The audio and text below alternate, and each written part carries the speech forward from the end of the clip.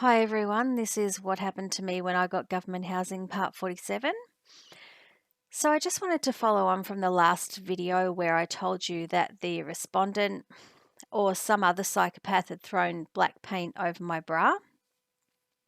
I'm going to continue talking about that because the incident wasn't the end of what happened to me. I told you that I didn't call Triple O on the day, but there were other things that happened because of that incident, and the effects of that incident were ongoing and not just financially. What I forgot to say last week was that there was actually black paint on top of my clothesline, and I think this proves that the paint was thrown from above, or more specifically, from the respondent's window, which is clearly above my washing line. In this photo, you can see the black paint on top of my washing line and the splatter of black paint on the ground underneath my clothesline, which didn't show up very well in the video that I made when I got home for some reason. But that wasn't all that was going on. As you know, I was being targeted by Child Protection, and that situation was ongoing.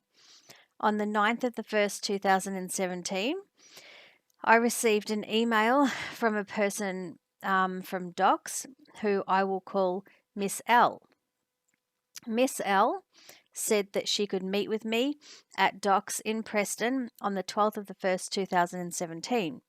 I emailed back saying that I would be available on that day, although I should have been doing other things, such as talking to a lawyer or talking to the police, but I wasn't going to be doing that as I didn't have any support from those so-called professionals.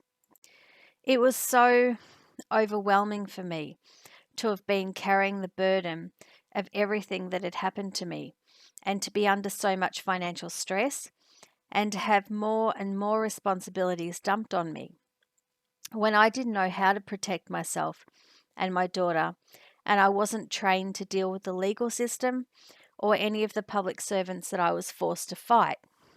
I felt like I was being gang bashed by the people who worked in the justice system. And when I failed to roll over and die, they would rope in other people to bash me, like Child Protection, or at least that's how it felt to me. I don't know how they expected someone on $300 per week to deal with all of this, but they did, and I was sinking further into debt because of it. As you know, I didn't ring Triple O on the day that the black paint was thrown on my bra, but on the 9th of the 1st, 2017, I posted a letter to Police Command about the incident. I believe I included evidence of the incident as well. I posted the letter to Police Command because I didn't feel like I could go to the police. After being yelled at and shooed away from the station when I tried to make statements previously, I couldn't face the police. I was too emotionally vulnerable and too emotionally exhausted. On the 12th of the 1st, 2017, I attended Docs in Preston to speak to Miss L. I discussed my complaint against B, and Miss L agreed that B would no longer be my contact worker, which is a huge relief to me. Miss L said that she would consider what I had said about B and email me her response. Miss L said that she was concerned about my mental health, which I thought was ironic, given that one of her staff had induced stress and fear in me by yelling at me. I thought it was unfair that I was being labelled mentally ill because I thought that my behaviour was perfectly normal for someone in my circumstances, and I also thought the compensation and a holiday would help a lot with my supposed mental health problems. If someone would stop the respondent from assaulting me and damaging my property, that would be a help to any mental problems that I may have had. If the child protection worker had listened to me when I told her that I took my daughter to school, that would have helped with my mental health. If any of the lawyers that I had approached to represent me had agreed to represent me, that would have helped with my mental health. If the police would agree to take my statements, and to contact me by email and explain to me how they would deal with the respondent, that would have helped with my mental health. Miss L was a very polite lady and she didn't yell at me or patronize me, but I was enraged by the situation and by everything that I wanted to tell her but couldn't. When she said that she was concerned about my mental health, I felt like standing up and throwing a chair against the wall. I wanted to tell her that I had gone to the park and someone had thrown black paint over my bra, but I couldn't.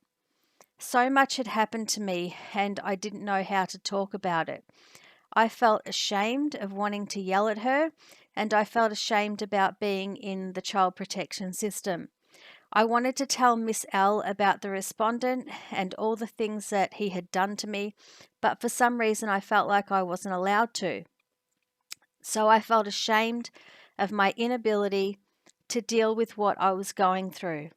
I felt that I had been entrapped by the people who worked in the justice system, and even though I knew it wasn't my fault, I felt like an idiot.